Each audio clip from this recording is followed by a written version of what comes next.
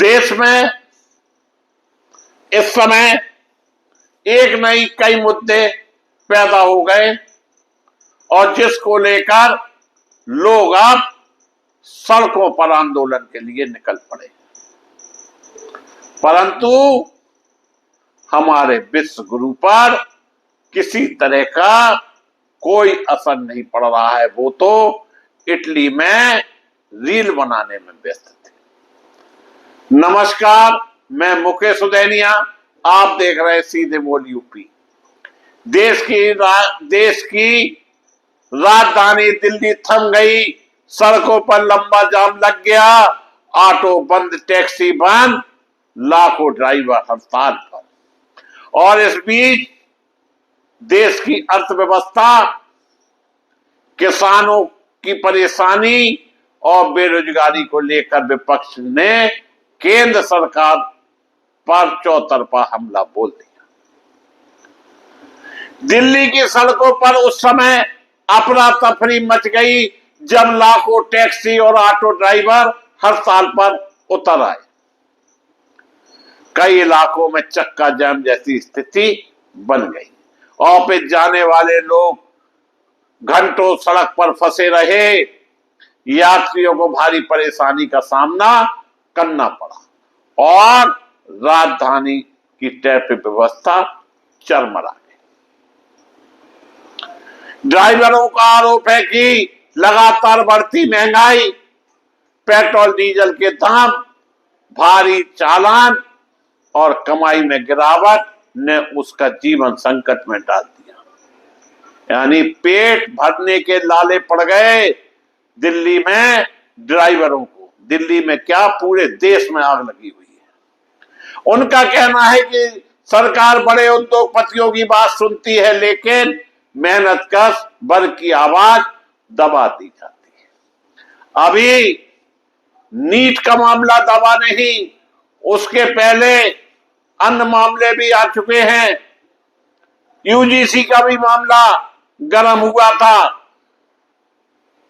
लेकिन विश्व गुरु पर इन सब चीजों का कोई असर नहीं पड़ता है।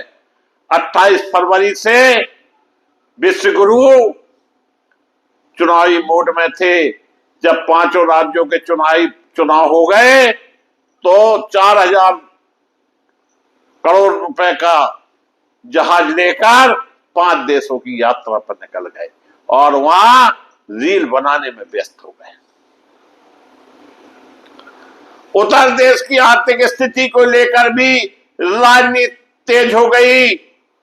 विश्व की टॉप 100 कंपनियों की सूची में भारत की कई बड़ी कंपनियां, Reliance industries, Adani enterprises, Wipro, Tata motor जैसी कंपनियां वैश्विक प्रतिस्पर्धा में पिछड़ती दिखाई, जिसके बाद विपक्ष ने केंद्र सरकार को घेरना शुरू कर दिया। समाजवादी पार्टी के प्रमुख अखिलेश यादव ने कहा कि भाजपा सरकार की आर्थिक नीतियों ने देश की हालत खराब कर दी। यानी जो देश की जो टॉप 100 कंपनियां थी, वो भी आपको बता दें विश्व के मार्केट से रफू चक्कर।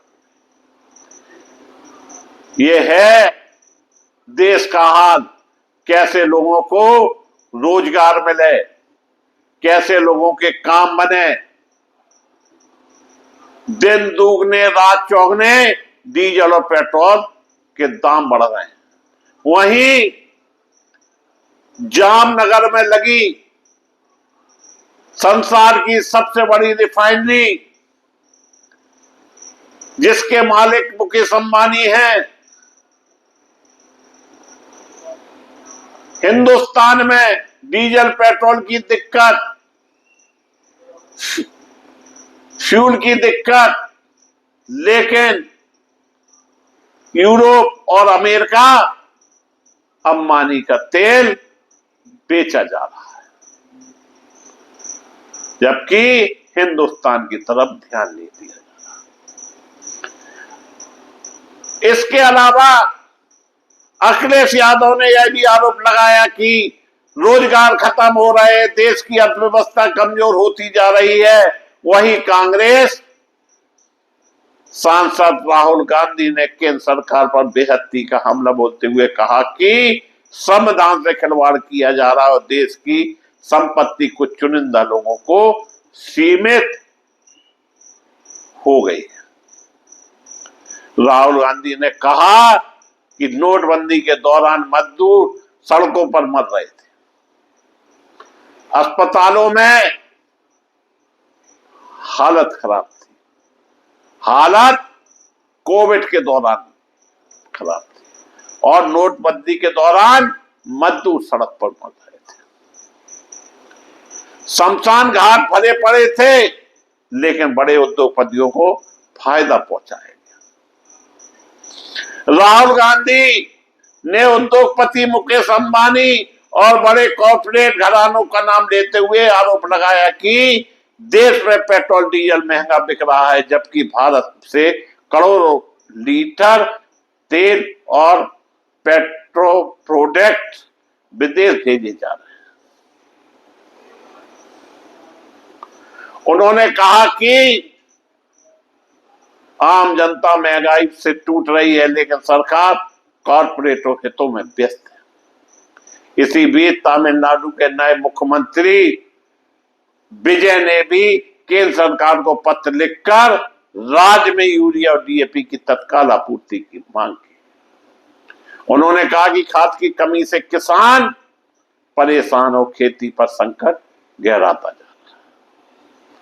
सोशल मीडिया पर विपक्ष प्रधानमंत्री नरेंद्र मोदी की विदेश नीति और इटली की प्रधानमंत्री मेलोनी के साथ वायरल वीडियो को लेकर भी हमला बोल रहा है।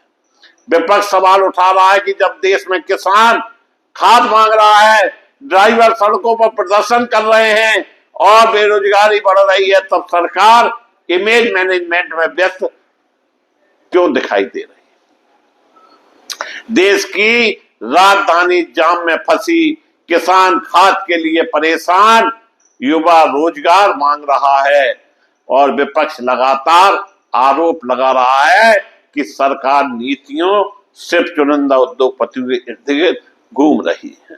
अब बड़ा सवाल यही, क्या देश की अर्थव्यवस्था बाकी मजबूत हो रही है या फिर चमकते विज्ञापनों और वायरल रीलों के पीछे जनता की तकलीफें दबाई जा रही। वहीं देश में जब से सुप्रीम कोर्ट के मुख्य न्यायाधीश ने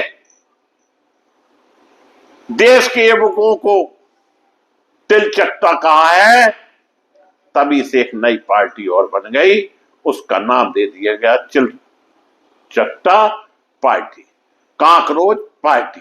यानी देश में हो क्या रहा है, कभी नीट की परीक्षा में पेपर लीक होता है, जब परीक्षाएं ठीक ढंग से नहीं चला पा रहे तो देश कैसे चला पाएंगे।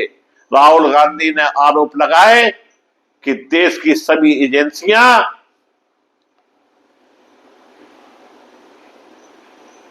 कहीं की नहीं रह गई और एजेंसियों पर दबाव बनाया जा रहा है।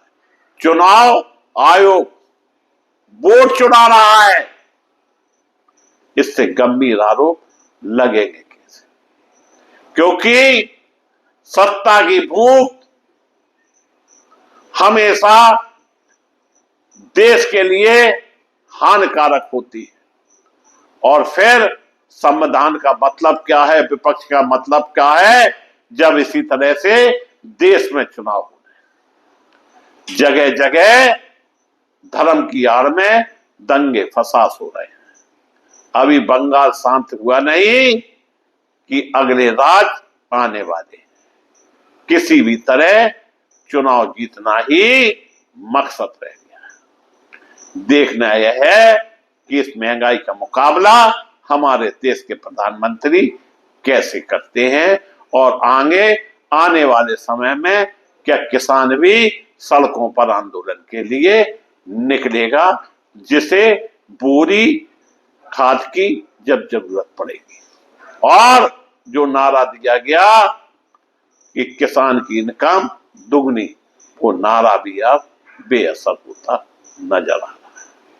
मैं मुकेश उदैनिया पुनः आप सभी को धन्यवाद देता हुआ अपनी बात समाप्त